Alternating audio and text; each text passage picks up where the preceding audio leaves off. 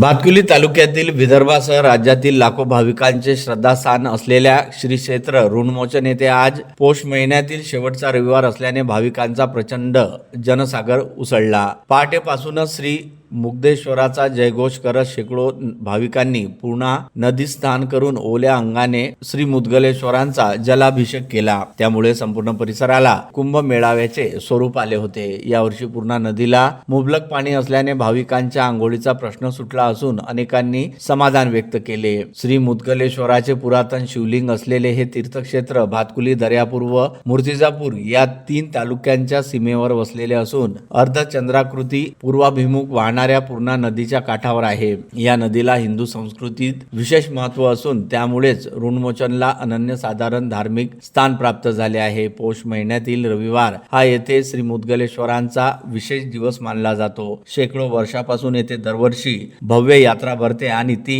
रथसप्तमी पर्यंत सुरू राहते। आजच्या दिवशी भाविकांनी पारंपरिक पद्धतीने तांब्याच्या 11 गडव्यांनी श्री मुद्गलेश्वरांचा जलाभिषेक करून बेलपत्री अर्पण केली। अनेक भाविक बैलगाडीने तर काही पायी चालत ऋणमोचनला दाखल झाले। यात्रेदरम्यान शेतीविषयक साहित्य, घरगुती वस्तू व अवजारांची दुकाने थाटण्यात आली असून मोठ्या प्रमाणावर खरेदी सुरू आहे। श्री क्षेत्र ऋणमोचन हे कर्मयोगी संत गाडगेबाबांची कर्मभूमी म्हणून ओळखले जाते। गाडगेबाबांनी येथे स्वच्छतेचा मंत्र दिला, अनिष्ट रूढींना आळा घातला आणि 1907 साली अंध, अपंग, वृद्ध व निराधारांसाठी सदावर्त सुरू केले। ही परंपरा आजही अखंड सुरू असून यंदाही शेकडो दिव्यांग व निराधारांना मिष्टान्न व वस्त्रदान करण्यात आले। ऋणमोचन येथे मातृऋण, पितृऋण व समाज ऋण फेडण्यासाठी पूजा अर्चा, दान धर्म करण्याची भाविकांची श्रद्धा आहे। त्यामुळे दरवर्षीच पौष महिन्यातील या यात्रेला लाखो भाविकांची उपस्थिती लाभते। रथसप्तमीपर्यंत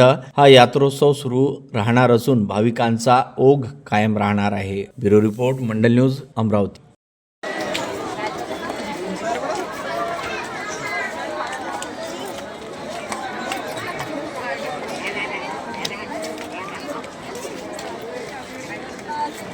बापरे, काय रे, हा तर रस्ता जायचा, हा रस्ता यायचा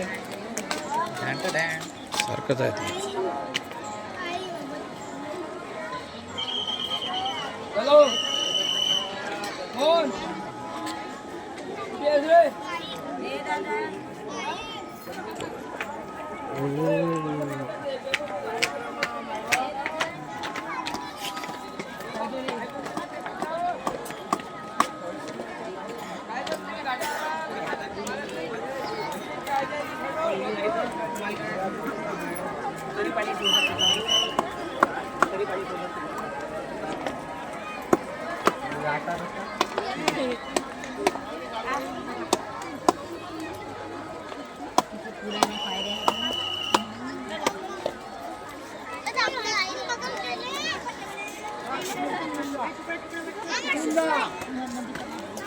Thank you.